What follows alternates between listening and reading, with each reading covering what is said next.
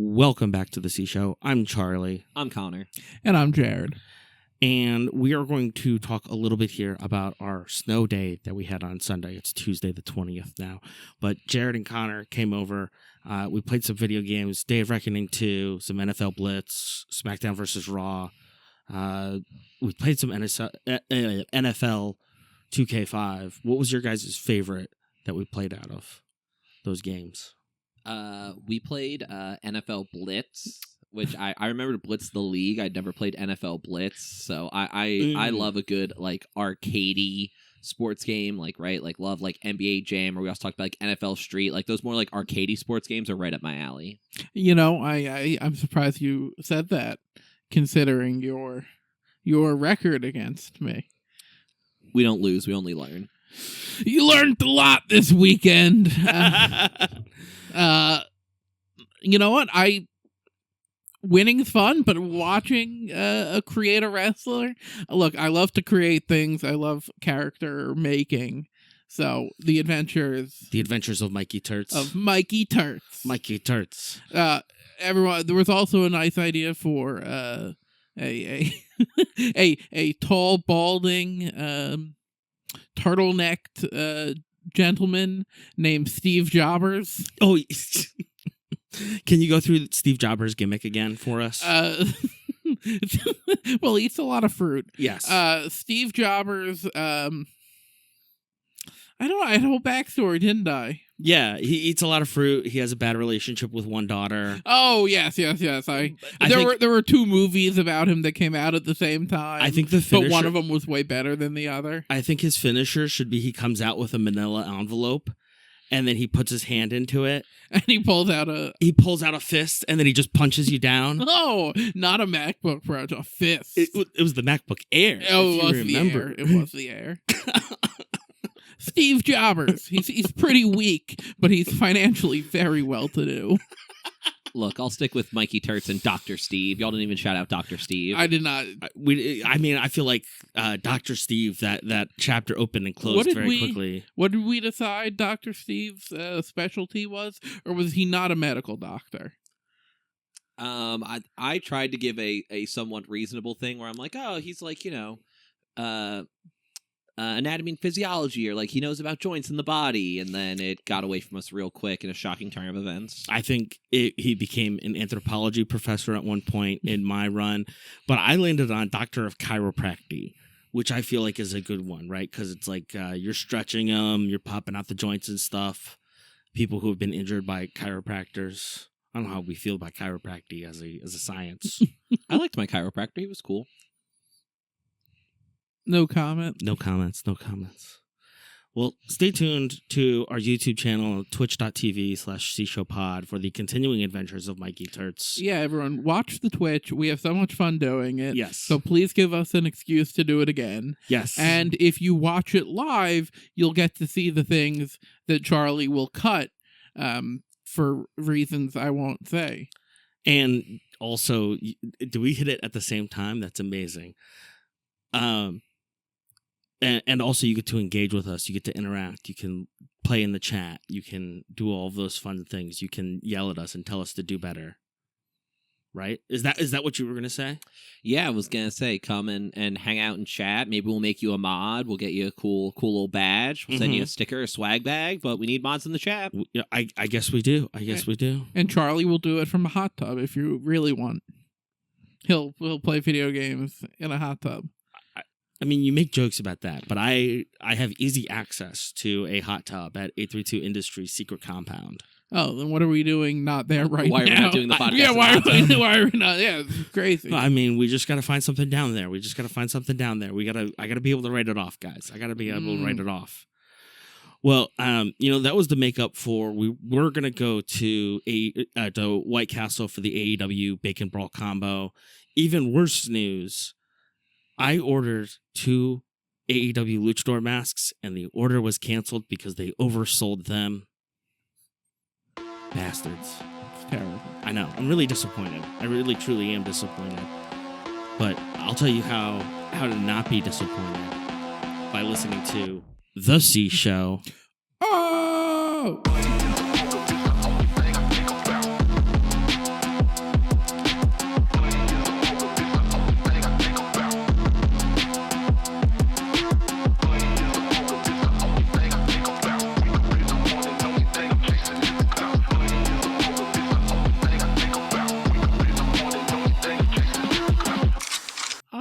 So we landed the plane. Let's take off. Okay, all right.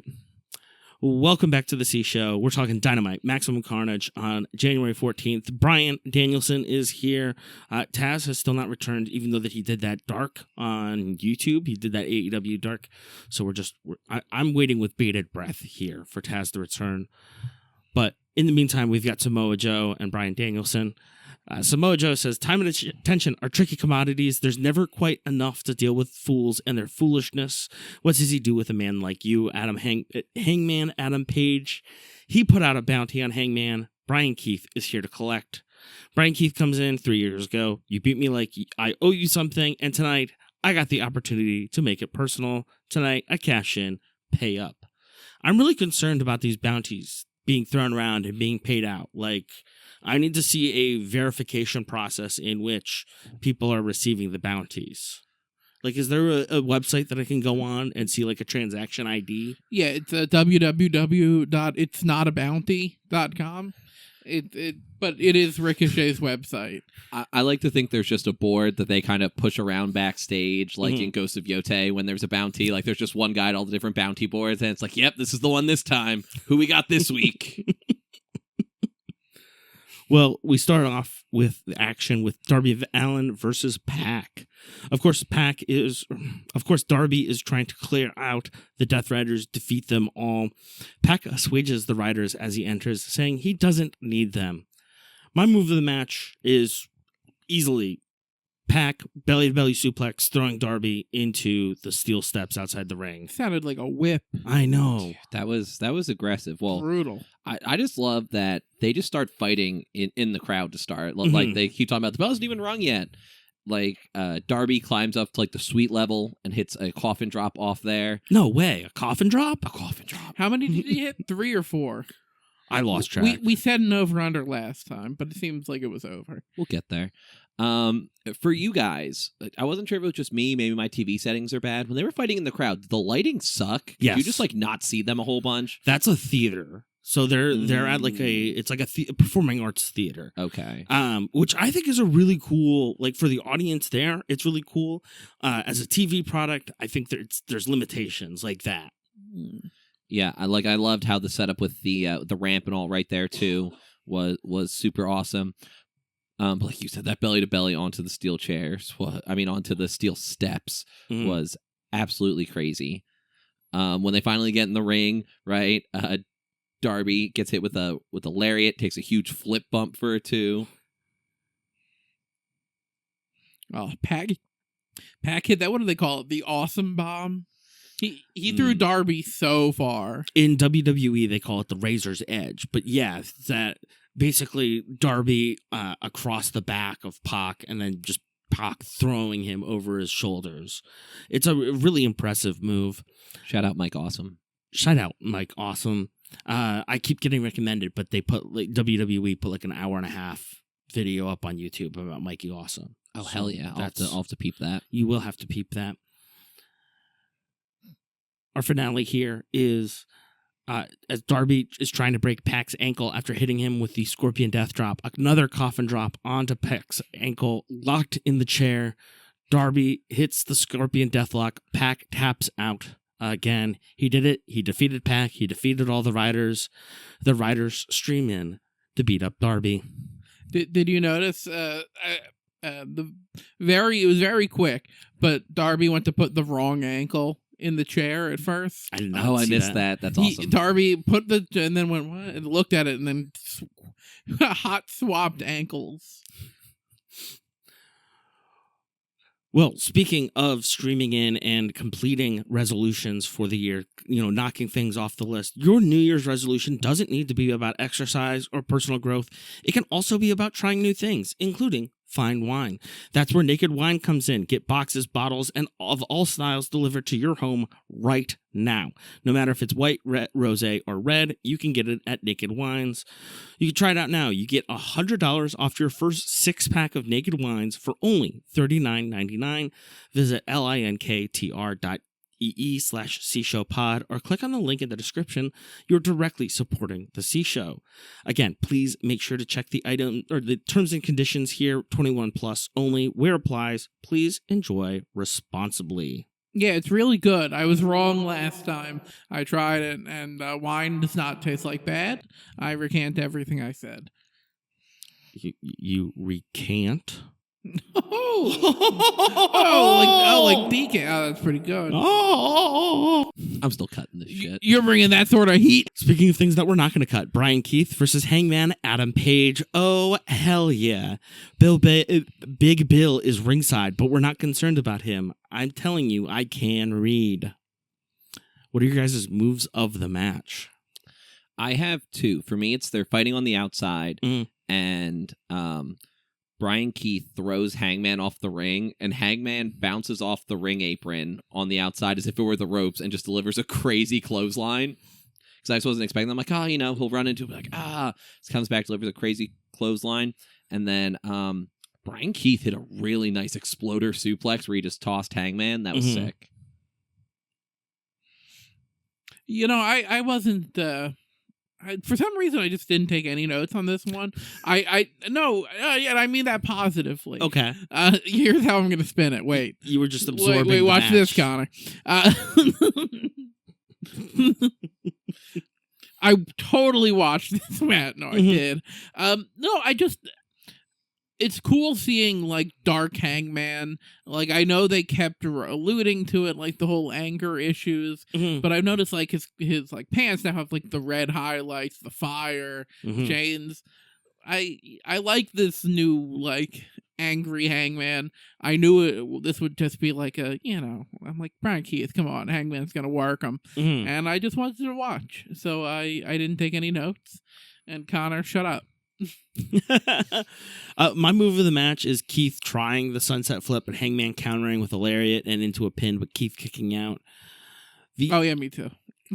The ending is after Keith puts out his smoke on Hangman's back, he wants to finish it. As Keith distracts the ref, Big Bill grabs Hangman during the deadshot attempt. Swerve comes in to assist. Hangman pulls off the buckshot lariat and pins Keith on the mat 1, 2, 3, and Hangman wins. With the mic and Swerve in the corner, Hangman takes center ring. Brian, you try and go collect your bounty, dumbass. Samoa Joe, you're not man enough to fight me. I'm going to take everything from you. Swerve now gets the mic. He's got a message for MJF. What it means, really, is that you lost. We will be coming after you relentlessly. I got a New Year's resolution. It's to see a championship around my waist. Let's make this Swerve's house. But who enters but Kenny Omega?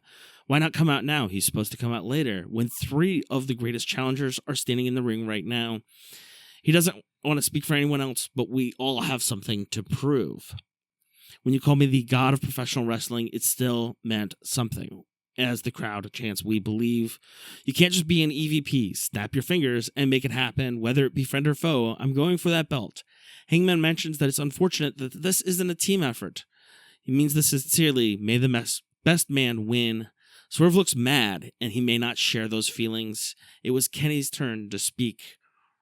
But Don Callis enters with Josh Alexander, Rocky Romero, and Lance Archer. I have something important to say, Callis says. Kenny, I've always been a big fan. I've always been a big fan of MJF. I gotta question his logic associating with a scumbag like you. You want to win some matches, you want to win a title, you want to wrestle. How about a guy who broke Ibushi's leg and sent you to the hospital, Josh Alexander? Omega couldn't hear Don, but he looks at his watch and figures he's got time. Don says Daddy decides when matches are next week on Dynamite, because what I say goes. Kenny thanks the fans for witnessing phase 1 of his plan, but he must bid us adieu, goodbye, and good night. Bang. What a segment. I feel like everybody gets their piece. We're seeing all the story threads twined together here. I'm really enjoying it. Backstage, Renee talks with Brody. Jonathan Cruz does not want to get assaulted by Bandito because now it's my turn. We have a standby match. See you soon, John. Renee chuckles. He's going to be great. And then we get a standby match real quick. Jonathan Cruz versus Brody King. Well, let's make sure we mention that Jonathan Cruz was out there in his suit and just socks. I was like, I wonder, because again, I've only peeped him as the translator last week. I'm like, I wonder what his wrestling gear looks like out there in suit and socks. No, because Dynamite and Collision were filmed back to back, but that was last week, so that was filmed last week. My note here to start: Brody's gonna kill you. Brody's gonna kill you. Brody counters the crossbody with a swing, powerbomb 1, 2, 3, and it's fucking over. Brody didn't even take off his coat. Nope. Nope. He's like, I'm gonna hit this Gonzo bomb pile driver, and we're getting the hell out of Dodge. In case Senora Cruz is watching, Brody puts his jacket over Jonathan out of respect. Bandito, I want you to beat MJF's ass tonight, Brody says on the mic. From pillar to post. After tonight, it will be an honor to step in the ring, the first new AEW champion. Again, like that was boom, done. And it's just so effective in showing how powerful Brody is. I mean, I feel like you don't need to be having these matches, but then again, like you show just the way how quickly he ends it. And it's like, okay, this is going to verify. This makes everything else so much more believable. Next up, in a 4-way Tornado Tag Team match for the number 1 contender for the Men's Tag Team Championship, the Don Callis family, Mark Davis and Jake Doyle versus Jet Speed, Kevin Knight, and Speedball Mike Bailey versus the Gates of Agony, Bishop Khan and Toa Leona, and the Young Bucks, Nick and Matt Jackson. Before we get any further here, I need to point something out about Davis and Doyle's Tron. Mm-hmm. It was just giving WB Mason. Yes. Because as someone who's had to watch a lot of Phillies games when WB Mason was like the sponsor, like, so it's just a yellow background with red letters. And it is very like old school. Like they talk about this where they're wearing like the old school ring gear as well. Like they're wearing the shorts, they're wearing the black boots. It's very old school. They have it's just the light back there. You look worried. Yeah, I was just waiting for Harry Callis to ask me the WB Mason trivia question of the game when I saw their Tron come out. I like the CPR, the roofing company, Carl Pankin or something. Do you think they're picking up my blinks on the microphone? No, they're not picking up your blinks on the microphone. Let's get into this match here. They were slow blinks. They were really hard. Callis joins the commentary here. Ricochet also does, but Don notes he's not worried about the Gates winning. It's not going to affect him and Ricochet's golf game and relationship. Again, I refuse to learn Nick and Matt Jackson's names. They look the same to me. If they wanted me to learn better, they would. One of them would shave down to a mustache. They would do something visual that way. What? I think one of the Jacksons would look good mustachioed. See, this is the great burden that I carry of being right all the time. I get that. What are your guys' moves in the match? Probably had to be when they were literally like do-si-doing in the ring as they were all like throwing each other, past each other, to each other, right? Teams kept like locking arms and throwing themselves back, all just to end up with a 4-way drop kick. Like, again, I just love when, again, they do like the silly stuff. Like, so between that and when Jet Speed and the Young Bucks stack up, as I put, chicken fight style. Yep, I wrote that too. Against Pool the chicken. tall guys, and then they both hit huge DDTs off of the other guy's shoulders. Oh God, I just want to say this might be my favorite match in as long as I can remember. I mean, like I feel like I say that a lot, but I loved this match so much. 4 of like the most exciting high flyers, speed guys. Yes. 4 of like the biggest giants who are also, freak athletes. I would pay money, U.S. currency, out of pocket. That's big for me. For just a 30-minute friendly Jet Speed on Young Bucks match. If I could just get them doing what they were doing for 30 minutes, I would pay at least $15. And look, like you mentioned, 4 of the high flyers and 4 big guys. The big guys were flying too. Yeah, that's what I did. Toa Leona ran across the ring, jumped over the corner, then hit that moonsault off the apron. Oh my God, apron. That was crazy. I mean, so many good things. Young Bucks going crazy, hitting the super kicks on everyone. What did they say? Delivering them with reckless abandon. And then they get Toa Leona, and they take the super kicks to the knees, take him down, then 3 to the face. Just such perfect choreography of kicking and jumping, and I loved this match. Yeah, I also got to mention Speedball, Ultimate Weapon off the top rope, UFO Splash, broken up by Khan. And near the end of the match, Ricochet leaves commentary to pull out a Jackson. Jack Perry out of nowhere. Jackson's over the ropes. Doyle catches the Hurricane Rana by Bailey. Davis piledriver to pin to win. 1, 2, 3. Davis and Doyle of the Don Callis family, now the #1 contenders for the World Tag Team titles. What a thriller of a match. FTR's music starts playing and they wheel out Stoke. FTR flaunts the titles. Davis and Doyle attack. Security streams in, but it's no use. Stoke looks on, enjoying the chaos. The wheelchair is fantastic. It's blinged out. It's gold. It's got Big Stoke on the back. Big script. He's really milking it. Love it. Skyflight has words. Big news. 2 matches. Zeta Steel. Bullies. Dante knows how the Don Callis family operates. There's only one person left. Josh Alexander. Everyone's thinking about the future. You should be thinking about the now. Because you can't see the morning if you can't survive the night. The Triangle of Madness faces off against the Cosmic Babes, Willow, 2 Belts, and Chris Thekla play mind games while the Babes mean business here. What are your guys' thoughts on Willow and Chris take Sky Blue on the Long Island Railroad? I loved when they gave that a name because I was just like, oh, like, triple team move. And then they called it the Long Island Railroad. And I'm like, chef's kiss, no notes. Mm-hmm. It's so perfect. By the way, what are we... I have some suggestions. What are we calling the Statlander and Babes of Wrath tag team? I've been calling them Cosmic Babes. Cosmic Babes. I like it. I do have a question when we get to the main event of Collision. What do we call that trio? But we'll get to it when we get to it. That's what. Yeah, I have one cooked up in here that I think is really good. I've been calling them Stat and the Babes. Stat and the Babes is good. Do you have any suggestions, Connor? Big Daddy Stats Babes. Love it. What are you guys' moves of the match here? For me, it's when Statlander catches Hart coming off the top, hits a backbreaker, and then shoots immediately turns and launches Sky Blue into the corner. And then Statlander also hit an awesome spinning fisherman's driver for her too. Mm-hmm. That's what got me going. Oh, so Statlander is an incredible. I'm not sure what the word for it is, but like the way that she throws people around and she uses her power, it's really impressive. It's very impressive. Jared? Well, I don't know if you guys know this, but I was born in Long Island. So how am I going to pick anything other than the Long Island Railroad? I deleted everything else just so I could say I will only say this, even though I know it would be up for discussion. Last stop, Ronkonkoma.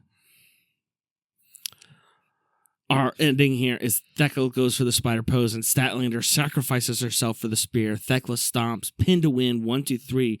The Triangle of Madness win and defeat the Cosmic Babes. Thekla pinned the Women's World Champion. No. Paquette is backstage with Jet Speed. Kevin Knight is in pain. Swerve comes in to cheer them up. Swerve notes that Kevin Knight is the future of this business. Just wait, your time is coming. Hangman comes in for his own piece of pep talk. Except it's not really a pep talk, it's more of a challenge. It's Hangman, Jet Speed against the Ops. Bailey is a little confused, and Knight reluctantly agrees. Exciting news on Dynamite. We'll talk a little bit more on Collision here, but the Rascals are coming to AEW. They were free agents appearing on TNA. Next up in our main event on Dynamite, the Men's World Championship, Bandito versus MJF. Bandito comes out here in the Aztec Batman ring gear. Again, this is synergy with Warner Brothers, Detective Comics. They put out a animated movie. I didn't double check this. I should have a couple years ago, but it's just a retelling of the Batman mythos in Aztec times. And Batman fights conquistadors. So that's sick. Yep. So Bandito comes out with the Aztec Batman ring gear, incredible, and it's a quick roll up to start for Bandito. I mean, I think we all knew how this was going to end, unfortunately, and I didn't expect it to end this way specifically, and some of the shenanigans that went through during it. Going through here. After a self-harm dive early, Bandito hit his head hard on the barricade. MJF at some point just tries to call for time. Did you guys see that? That's one of my moves of the match. He goes, time! The dueling Macarenas to taunt each other. Bandito counters the three amigos with a big vertical suplex of his own. Bandito DDT before another overhead press into a slam. Bandito, searching for the 21-plex, receives a stomp after being interrupted. Bandito takes flight over the ropes. MJF hops over the barricade to take a break. Bandito crossbody to the barricade in front of the crowd. Excuse me. MJF through this whole thing was just great. Like I'm just absolutely eating up all his heel stuff. Like again, he keeps hitting the shoulder shimmy right to tease right. Cause again, like Eddie Guerrero, which is obviously a huge influence. They even mentioned on commentary. Tried to hit the Three Amigos. Tries the Three Amigos. Early on, Charlie mentioned like a couple pins and all. They're doing like the classic like sweep your leg, quick one count pin. Other guy sweeps your leg. And so Bandito hits MJF with two different leg sweeps. And then MJF's like, you're not going to get me, and jumps the third one just for him to come the other way and get hit with it. And then besides that, it was like you mentioned, when Bandito's like, oh, MJF wants to go over the barricade into that empty area. I'll just go from the top rope, past the ringside, over the barricade, and still get your ass. What a jump. MJF ready for the cutter. Bandito kicks out late. MJF tries the cutter again. Stunned by Bandito's kick. Shooting star press. How does MJF escape there? They trade pins back and forth, literally for half a second each. MJF gets the knee to the face. 21-plex goes through, but Bandito can't keep the bridge. MJF was waiting. Salt of the earth after kicking out after two. Bandito crawls to the rope, but MJF just gets to him into the yes lock. Bandito flips off MJF to remind him who's in charge. But the ref calls it. That's it. MJF retains. MJF admits that Bandito will be a champion one day, just a matter of when, which means I have to do this, and attacks Bandito. Referee Rick Knox is driven away from the ring. MJF mocks pulling off the mask. Will he do it? But Brody King is here to protect Bandito's mask, and MJF sprints backstage. Did y'all peep MJF's face when he got flipped off? No. No? What did he look like? Well, I mean, I'm going to show you because I took a video. This is not good, content. Great radio. Material. Good radio, yeah. But this is my thing. MJF, his whole thing is like he never breaks character, right? He doesn't break kayfabe. He's this asshole. He's really phenomenal at it. He's so, like, when you see him like doing appearances, interviews, he's so good. And he's just this heel, pure heel schmuck. And then once the match starts, he becomes this cartoon character, and he is so funny. And I just respect that so much. 1 second, let me show you this and get your live reaction.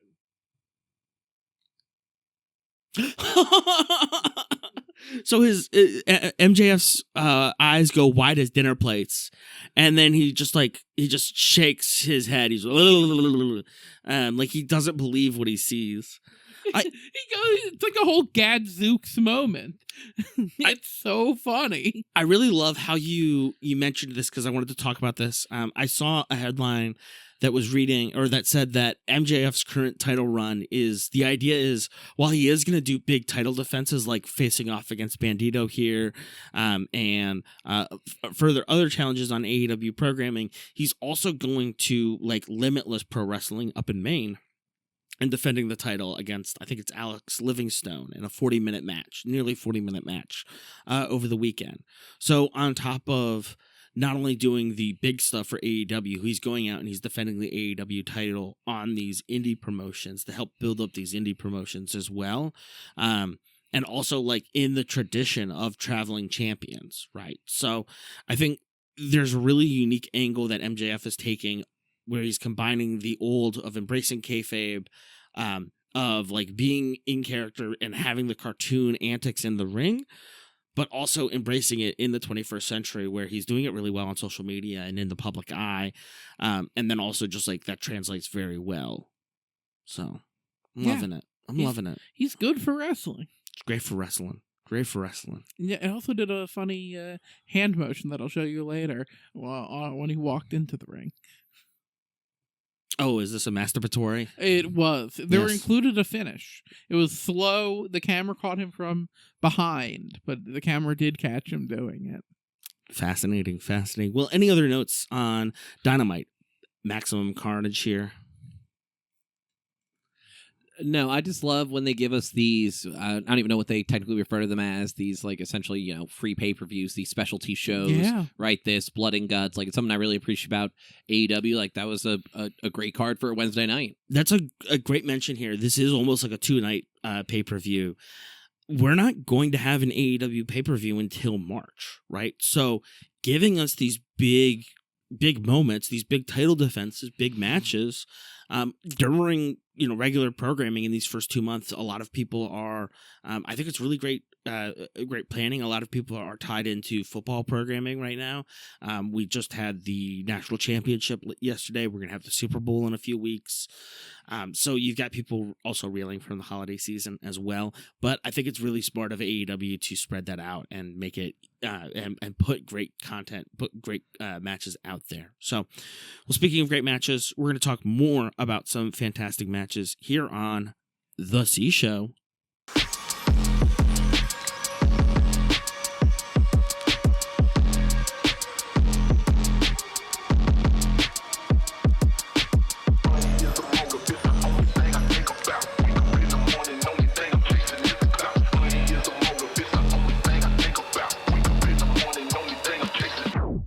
Welcome back to the C Show. We're talking Collision, Maximum Carnage on January 17th.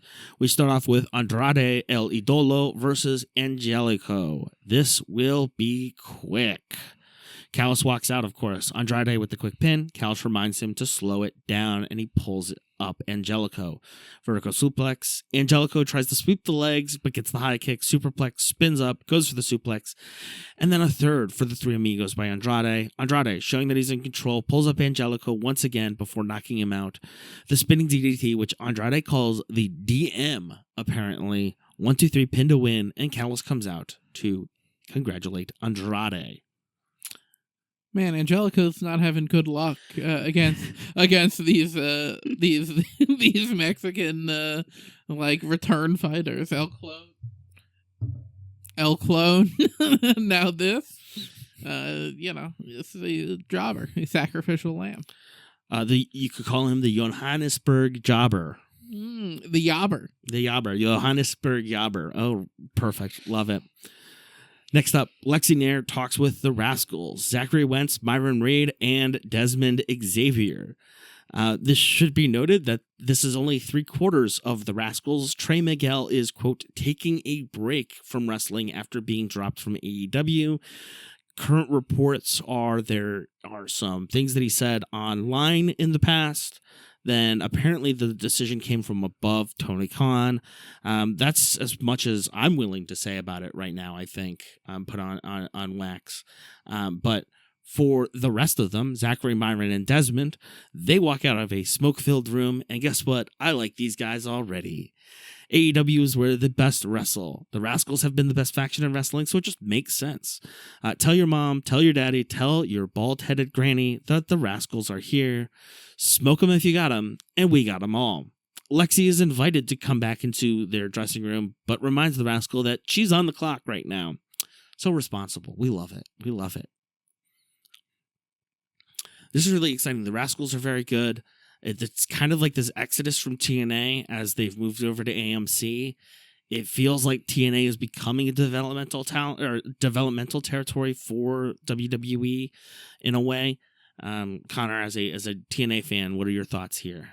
I get what you're saying that yes, it's sort of developmental. Right, they have NXT for that, but ever since TKO bought TNA, it's kind of I consider kind of more like their offshore accounts. Right, that's where they had Nick Namus and Joe Hendry and Yep. like all these ones. They're like, all right, well, we can't claim you this year on our taxes, Yes. but when something happens and we can write you off, we'll Mhm. bring you on. How mad is Joe Hendry right now with Kit Wilson's new song? Like, I mean, you've got Joe Hendry's just like furiously writing something new, right? Next up, we've got the grizzled young veterans, Zachary Gibson, and James Drake versus Eddie Kingston and Ortiz. Listen, this is Gluskin territory. Nigel McGuinness quotes Jack Kerouac. Hell yeah. Did you hear that? No. Okay, so McGuinness Must have missed it. he quotes Kerouac at the beginning, and I'm like, what? What did he say? Something about freaks. Yeah, Yeah, Yeah. it tracks. yeah, sure. Beatnik stuff. But like, has he actually read Kerouac? Do you think Nigel McGuinness has he read The Road? No, he read one of the lesser ones, Big Sur. and read about him in Naked Lunch. From my knowledge of Naked Lunch, they weren't exactly going to Disney and having picnics, were they? Who knows what they were nodding off, dreaming of? Connor, do you know what Naked Lunch is about? No.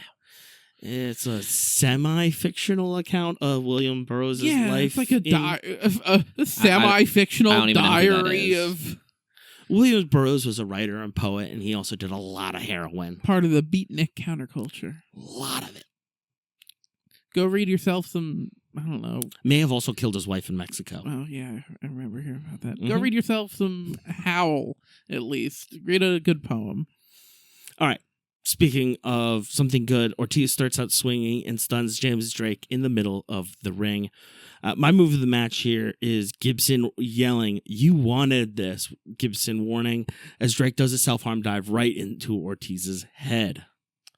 For me, my move of the match is when James Drake hits a kick to knock Ortiz down, and then and then Gibson comes in and kicks him in the head, and then Gibson is down like I put it tabletop style, Mhm. like he's on his hands and knees, and then James Drake uses him as a launching point to knock Kingston off the apron, just like cannonballs into him. Perfect. Love it. I also love the Ticket to Ride, of course, grizzled young veteran are Liverpudlians. Nigel also claims that grizzled young veterans are bigger in Liverpool than perhaps the Beatles. The who? The Who? Oh, wait. Damn it. Well, that's what Ticket to Ride is I'm sure named after, is the Beatles song Ticket to Ride. Because she's got a ticket to ride and she don't care. All right, it's a leaping knee drop from the top turnbuckle. Behind the back of the ref, though, Ortiz hits Drake with the mad balls, letting Eddie pin to win 1, 2, 3. Oh no, the ref found the weapon, but Ortiz has no clue what he's talking about. And we fade backstage to the Cosmic Babes after their match on Dynamite. Everyone trying to take accountability. Statlander would like to take a bullet for either one of Harley or either one of the Babes. Everyone's trying to take accountability, but Statlander would take a bullet for either one of the Babes. Thekla, you pinned the champ, so what do you want to do with it? What you think is toxic, I think I like the taste. Speaking of taste, I like the taste of live television, movies, and TV all in one convenient place. That's where our friends Hulu come in. Get 30 days free on your friends at The Sea Show. Have you guys been watching anything good on Hulu recently? We're still grinding out the Great North, and I still love it. Mm-hmm. What's a good episode you've watched recently? So they do I don't know what you call it. I'm sure there's a word for it, where like they go back to the same theme every season and do one. So there's a lot where they get like snowed in from an ice storm. Oh, okay. And they have like their own like court when they're all losing their minds. And so we've skipped around to a couple of those, and those are definitely my favorite episodes. I've been watching. It's so funny because it's not something I ever expected to watch, but I've been watching a lot of Chad Powers. Oh, is it good? Well, you know what? Each and every YouTube short that I watch of it, I've been watching a lot of YouTube shorts with no volume at work, and Chad Powers keeps coming on. And I know he's doing a silly voice, but I've not heard it. I think I heard it once on a TikTok, but I can imagine it, and I'm giggling at work. I like it. Let me hear your imagined funny voice for Chad Powers, please. No, I did hear it because I saw it on I watched it on both TikToks, Facebook. I love the idea that he's like, hey, Reels, no volume at work. TikToks, full volume at work. No, on the toilet. What did they gave him a real like simpleton sound, right? I'm Chad Powers. Like it's very like that. It's very stupid. Well, let's see. I'll find out. I'll report back. Report back. Insert clip here. Before you guys got here, I was watching season 2 of Secret Lives of Mormon Wives. They're so stupid. I love them. It's amazing. It's seriously great. But again, Hulu, you can watch current episodes, original series, kids shows, and hit movies on all of your favorite devices. Cancel at any time. Go on. Your couch is calling.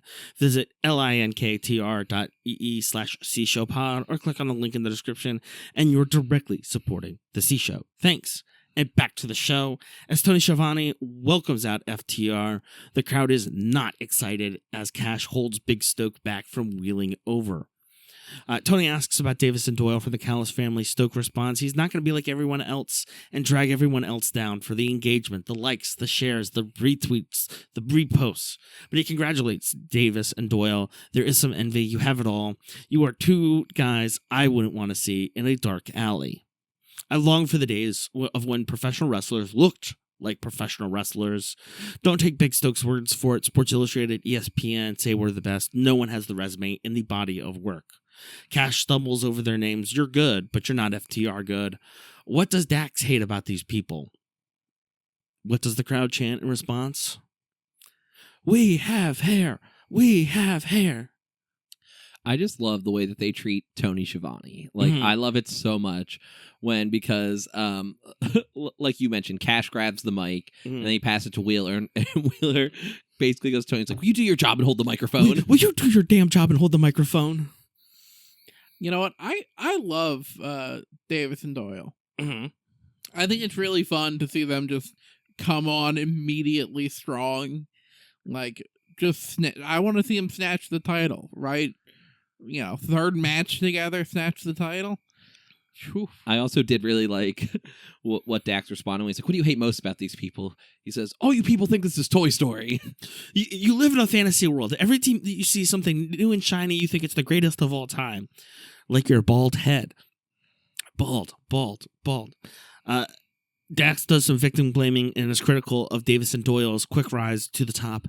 Coming from the slums of North Carolina, we fought people like you every day.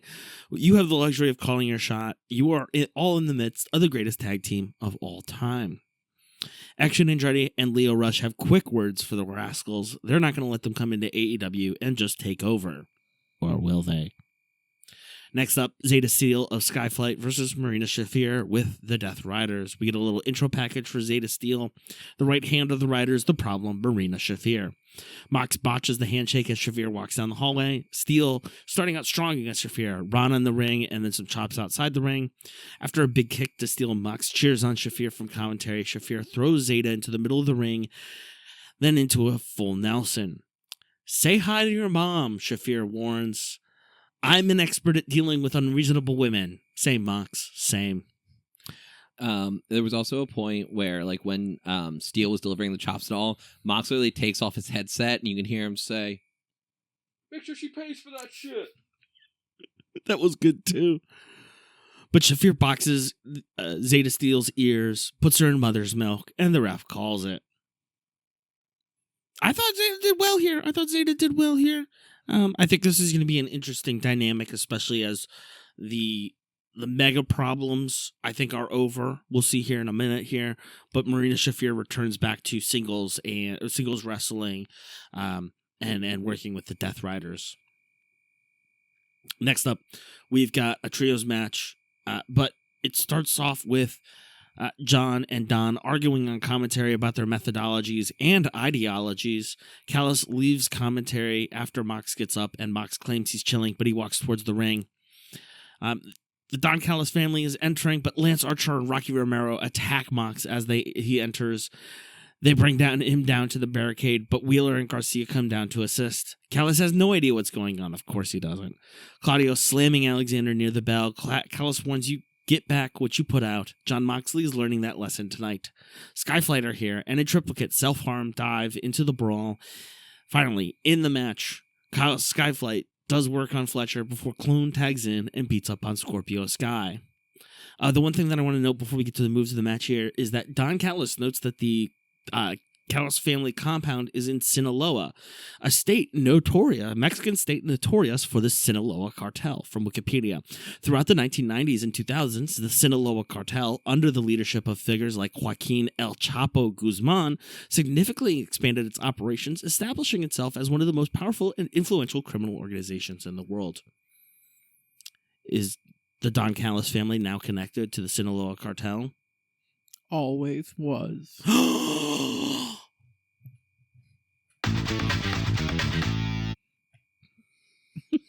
What's your guys' moves of the match? The first one for me is, again, that Spanish Fly from Darius Martin. I know I've seen it 2 weeks in a row. Maybe it'll stop impressing me. I bet it goddamn won't. That's a big man to be doing that. And then Ray do a flatliner for 2. And then besides that, El Clone hit a wheel kick that was just super clean. Like, literally, it's basically just like a full flip into a kick directly into, I believe it was Dante's head. Mm-hmm. And then also, what happened with El Clone on the ramp? Did you guys peep that? He looked like he was trying to do some move on the ramp, not realizing it was a ramp and not a flat surface. With the somersault knee drop? And just slammed his knees off the ground. Oh, yeah. Because he seemed to forget it was a ramp and not flat. I hope he didn't injure himself again. Because, like, he was hologram, then he converted into El Clone, and then he was injured, so he took some time off, and then now he came back. And I thought they were just going to put a body double in as El Clone. Are they the... Yeah, they're the same dude. Yeah, that's the whole bit, because I think it's later in this episode, Briscoe talks about it. Mm-hmm. And he's like, I can't explain it, but I know you did something to my man. Hologram's programming was corrupted. I think that's the kayfabe explanation. Yes. Interesting. Because they, like, corrupted, like, during the broadcast, it, like, hijacked and... I thought that was the thing, and then I tried to verify it online, and I was having such trouble. I'm so sorry. Scorpio Sky breaks up a pin opportunity, and they team up for a double team flatliner. Callis criticizes Rick Knox's refereeing before Scorpio Sky is dropped by Alexander onto the apron. Dante Martin is knocked down by Clone, but Clone hurt himself with a somersault knee drop on Dante. Darius throws Alexander into a turnbuckle to break a submission hold, but it doesn't really matter because Alexander throws him down with a Blue Thunder Bomb and then trap down Piledriver, and it's over 1-2-3 while Fletcher plays defense. Takeshita's back, and he's on the ramp. Don Callis is smiling and welcomes Takeshita back with open arms, but he walks past Don and goes to embrace Fletcher first. Callis quickly adapts and goes to raise Fletcher's fist with the rest of the family. Next up, we got Roderick Strong and Orange Cassidy are being interviewed by Alicia Atout. Roderick is going to face Claudio for the CMLL title and doesn't want the assistant of the conglomeration. Mark Briscoe brings him back in. Mark put the blame on him as the main reason why my main man from the Mexican hologram, why he's not here with us. He's not ducking, he's not dodging. Briscoe wants to face Clone for the TNT title down in Texas. When you're down to conglomerate, you're happy to share your plate. Whether you speak English or Espanol, share the butter and pass the roll. Now, I refuse to believe that Yes. Briscoe has ever written down or thought about anything before he actually went and said it. No. But Orange Cassidy literally finishing with him saying, share the butter, pass the roll, as if it was something they've always said, killed me. Oh, so he was like, yeah, and pass the roll. It's just, it is what it is. Like, it's so you gotta do it. Speaking of you gotta do it, Penelope Ford and Megan Bain face off against Danielle, Camella, and Viva Van. This is really a standby match for Penelope Ford to get started back up here, coming back from an elbow injury. Bain starts strong with a spear before a suplex off the ropes on Viva Van. slams Viva Van into Camella on the corner. Bane has both women on her and tosses them back like they're a sack of potatoes. Penelope, bouncing to tag in, gets up top for the Doomsday device, executes, pin to win. Penelope stares at the camera. Marina Shafir is pissed, and the love bombs are here on the ramp. The fans stand. Did you see the fans rise to attention for Toni Storm? Of course. Like she is like she is the president. She is the emissary of AEW. All rise for your queen. I lost my place here because I got so excited. Freaks of Phoenix, lend me your ears. And that's freaks with a PH. Behind these two slop tarts is an even filthier slop tart. And I say that it's time you all had your expletives sewn shut. What do you think she said? Talking to Shafir, it's like, oh, Shafir, you're looking for a death ride. Hop on this caboose and you will meet your maker. Mina will not forget what they did to the love bombs. Penelope Ford, I'll tear off your other arm and slap Megan Bane over the head with it. And again, the Shafir line. Toni wraps this up with the only difference between me and God is that God doesn't wear lipstick.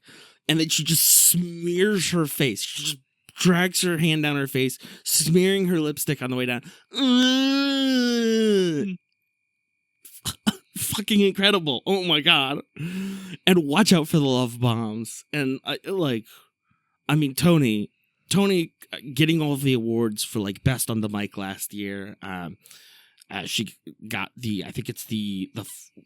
Harley won funniest wrestler from Fightful.com, but Toni won like best promos. Best on the mic. Best on the mic, yeah. And again, she's making it really difficult for anybody else to win the 2026 title very early. Lexi Nair with Swerve and Prince Nana. She asks about Kenny Omega. How will Swerve get back on the hunt for the title? Swerve is confused. The plan is always the same. Win. Kevin Knight requested an audience. Knight was so impressed that Swerve mentioned him. The Jet is not the future. The Jet is the here and now. Maybe it's time to let the people know that the future is now. Swerve says those are some fighting words, but he meant it. You've truly the talent. You just have to earn something first. You will main event. Just don't take 5 or 6 years to get there. Next up, in a number one contender match for the AEW national title, we've got Jungle Jack Perry versus Anthony Bowens. Ricochet joins commentary. Perry spits at him as he enters, but Bowen also has words for Ricochet too. Ricochet, noted Eagles fan, after being called a bitch, doesn't get up saying, I'm not getting paid to fight tonight. What are your guys' moves of the match? I'm going to skip the one that I think Jared might talk about. For me, it was definitely when Bowens had Jack Perry up on his shoulders, electric chair style, and then just dumped his face onto the apron, just falling forward, and just like, what if you just meet the apron with your entire face? You know what, Connor? I'm not nearly that predictable. Why don't you say, and then I'll tell you whether or not it's what I had written down. So I assume what you wrote down in your vigorous notes is that when Perry offers the scissor to Bowens, and they go to scissor, and then Perry proceeds to bite his fingers. That was mine. That was mine. Okay, mine too. That did happen? Yeah. He's not doing a bit on me? Yeah, no. He's not ribbing me, dude? Is he ribbing me?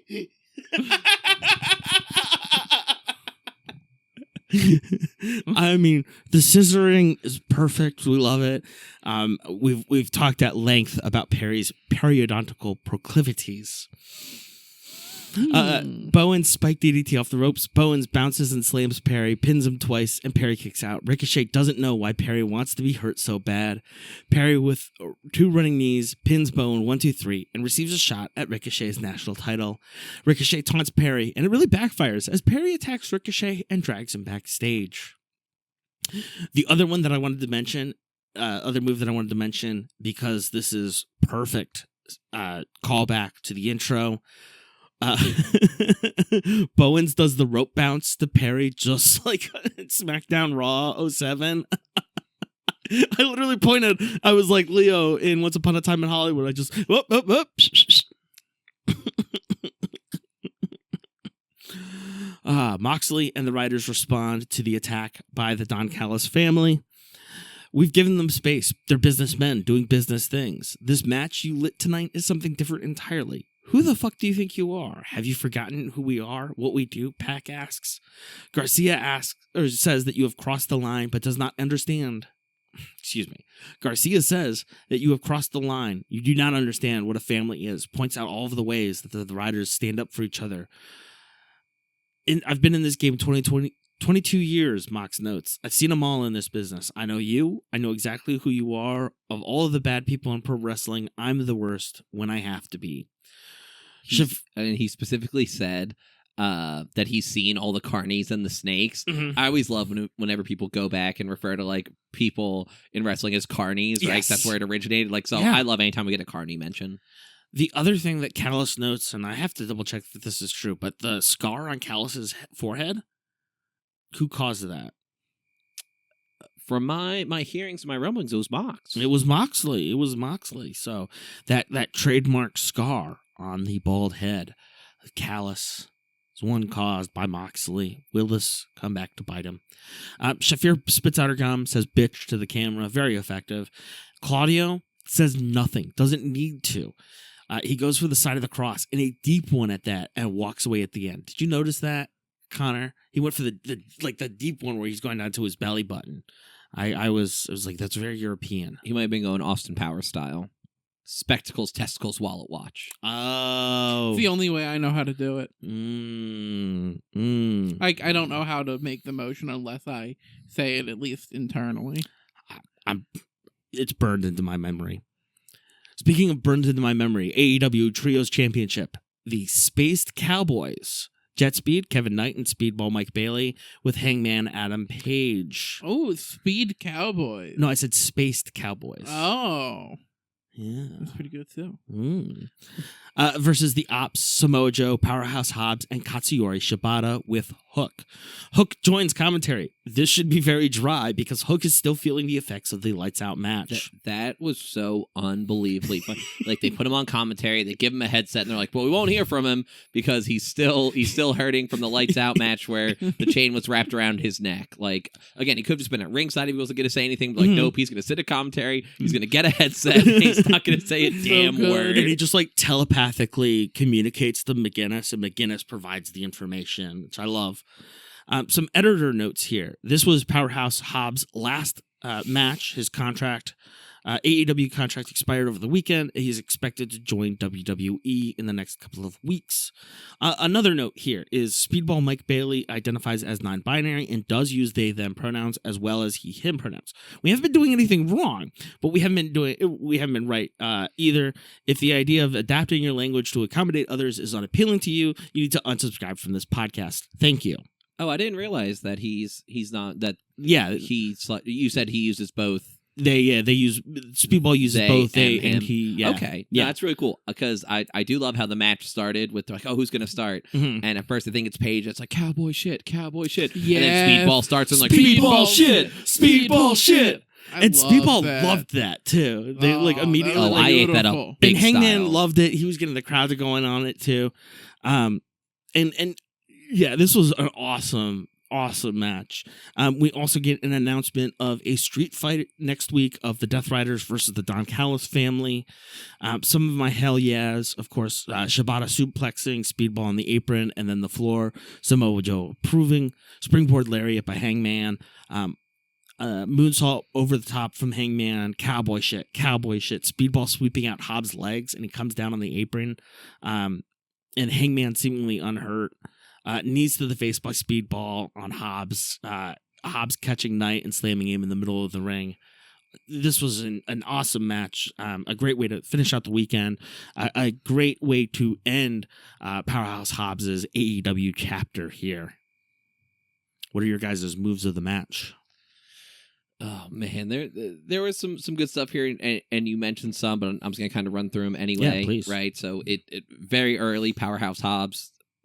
I put turns Knight inside out with a clothesline. Like again, we get a full flip bump and all with it. Hangman does a fallaway slam. Shibata hits a suplex to Speedball, rolls under the bottom ropes, and then hits a suplex on the floor. We get a moonsault to the floor. Speedball sweeps Hobbs' legs and then catches him to hit the double knees. Double knees are always going to be great. And then Joe hit a really nice snap power slam. Looked like vintage Orton. Mm-hmm. Yeah, why do you have to say that one last? You know what? Because you can run the tape. I have talked about Samoa Joe's snap body slam before. Power slam. Whatever. Nerd. And nobody is as smooth or powerful with that slam or any slam. Yeah, power or body, whatever the hell the difference is. Than my guy Samoa Joe. The way that Samoa Joe moves in the ring with his size is really incredible because it kind of catches you off guard. And then it's the way that he moves, the way that Hobbs moves as well. The finale here is after the ops go into their the finale was awesome. A great bit of just like kind of storytelling and how they do it. Him running his feet. So the ops go into their own death spiral, but Shibata ends it with a dropkick. Hangman beats Shibata's defense to break the pin. Shibata and Joe put Hangman and Speedball in respective submissions, but Knight pins Hobbs 1, 2, 3, and they win the Trios champion. You were so distracted by your own power that you forgot how to win. AEW makes history as Speedball becomes champion. AEW as a non-binary champion. I think it's the first time, actually. It was reported on by Pink News. I was trying to double check it. But it's the first time that a major wrestling company has a male champion, a female champion, and then a non-binary champion, all holding belts at the same time. Shout out Tony Khan. Way to fucking book it, dog. Hell yeah. Wrestling's for everyone. Like Charlie said earlier, if you can't get that, unsubscribe, be a loser somewhere else. We don't like you. I made you listen to an hour of a podcast to tell you that you're an asshole. Get the hell out of here. But again, big moves here by Knight, Speedball, and Hangman to get the championship. Swerve and Prince Nana look on from Gorilla. Swerve slowly claps. I love this match. I think it's a really smart way to complicate the dynamic between Hangman and Samoa Joe. It's also a great way to make sure that you're not leaving the ops in a tricky position when Hobbs leaves with a title. So by doing that, I was literally thinking of it when I was watching it. I was like, oh, this is really smart. You give Hangman and Jet Speed the trios title. Hobbs leaves. You don't have to worry about that anymore. In fact, Hobbs the contract was already up when it aired. Okay, I was wondering about that. Yeah, because as soon as I heard it, I watched it late. I was like, what are they gonna? Is he even gonna be there? I thought they would just like hot swap in Hook. That's what I thought too. I thought they were going to use. So there's a rule in wrestling, specifically in the WWE, about the fabulous. I believe it's the Freebirds. The Freebirds. I don't know their names off the top of my head right now, unfortunately, but they had a third member who was able to jump in and compete with them. Let me look that up here. The Freebirds. And they were fabulous. Yes. And while I try looking that up, I'll just mention it's a big deal to lose your title before you leave the company, because one big thing there was this woman Medusa, yes, who was the WWF at the time women's champion, shows up on Nitro and literally throws the women's champion in the trash can. Oh my gosh! Right, and so that's a big thing, right? That's what leads into a lot of the Montreal screw job, right?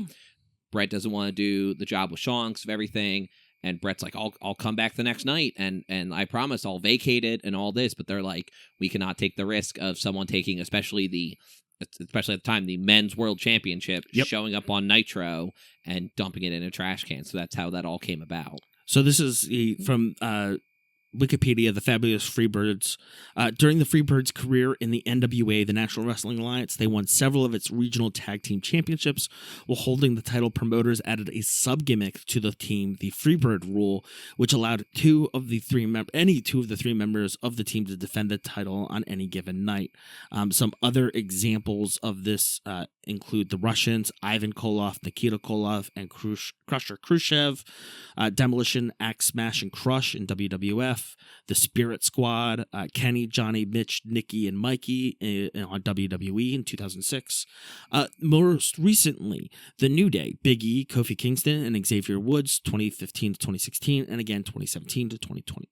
So that's what we were expecting it to happen, but that didn't end up happening. And instead, we get this new, fascinating dynamic between Joe and Hangman. Speedball, they do their vlogs, they post on YouTube and on social media. Hangman said he's coming for that ass, Samoa Joe. He's coming for that ass. He said he was going to take everything from him. He took one title from Hangman. Hangman took one from him. Yeah. Hangman burned down Swerve Strickland's house. Like, Samoa Joe does not know what is on the horizon. Joe does not know what he's what do they say? His childhood home? Well, listen, we're not going to burn down your childhood home, but we will burn down your podcast app with hot fire content here on The C Show. Of course you like The C Show. Make sure to subscribe, rate, review, and share it with your friend. You can support the show directly at coffee.com/cshowpod. Follow us on social media. We're on Instagram, TikTok, Blue Sky, Facebook, Twitch, and YouTube at C Show Pod. Have a question for the boys?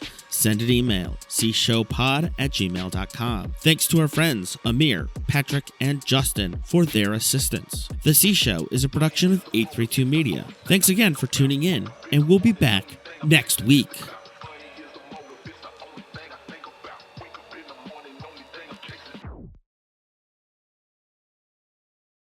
We will burn down your house if you're a bigot.